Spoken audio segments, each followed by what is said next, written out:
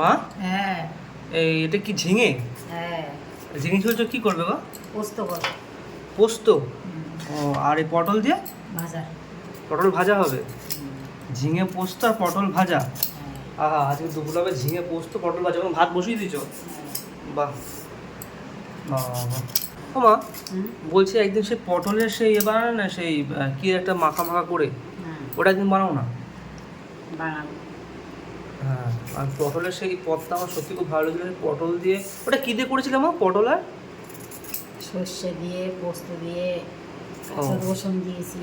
ও, যাই হোক, নাম জানা নেই পদটার, কিন্তু সত্যি খুব ভালো হয়েছিল। তো ওই রকম টাইপের একটু পদ খেতে চেয়েছি, তোমার একদিন বানাবে। তো আজকে খাবো আমরা ঝিঙে পোস্ত আর পটল ভাজা, আর ডাল করবে? হ্যাঁ আর ডাল হবে, আর এখানে এই যে ভাত বসিয়ে দিয়েছে একদম কত সুন্দর। তো রান্নার সময় একটু দেখা যাবে কি করছে মা। হ্যাঁ কি করলে এই আলুটা করলে, এর মধ্যে এটা দেবে হ্যাঁ ঝিঙেটা পোস্ত দিয়ে দিয়েছে এর মধ্যে? না না পোস্ত দিয়ে দিয়েছি। ও আচ্ছা। ভাজা হবে তারপর। ও, ঠিক আছে। বাহ, ভাত তো ফুটছে এখনো, পোস্তটা হয়নি। তার মধ্যে এখানে ঝিঙে আর আলু দিয়ে ভালো করে মশলাপাতি দিয়ে কষিয়ে নিচ্ছে, তারপরে ঝিঙে দেবে। দেখে তো মনে হচ্ছে ভালোই লাগবে। পোস্ত বাড়ছো মা?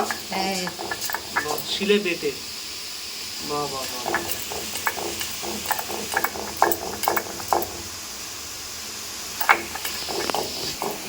শিলে পোস্ত বেটে তারপরে হবে এটা। শিলে বাটা পোস্ত দিয়ে এটা এখানে এই ঝিঙেটা হবে। পোস্ত শিলে বাটা মানে আলাদাই স্বাদ হবে আর কি।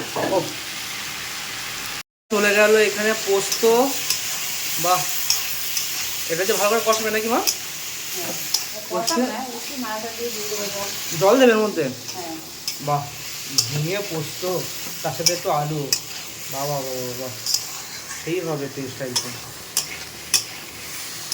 দেখেও তো সেই লাগছে। ও, মাখা হবে। মাখা মাখা হবে? বাহ বাহ বাহ বাহ বাহ। ও মা, বলছি এটা কতক্ষণ লাগবে? আর 10 মিনিট লাগবে? 10 মিনিট। আর 10 মিনিট? আচ্ছা, এখনো 10 মিনিট লাগবে বন্ধুরা। তবে আমি তাহলে হাত মুখটা ধুয়ে আসি। যা ধুয়ে তার আচ্ছা, মধ্যে হয়ে যাবে। ঠিক আছে। যাই, আমি আগে হাত মুখটা ধুয়ে আসি, তারপর মা বলতে হয়ে যাবে, তারপরে খাওয়ার সময় দেখা হবে।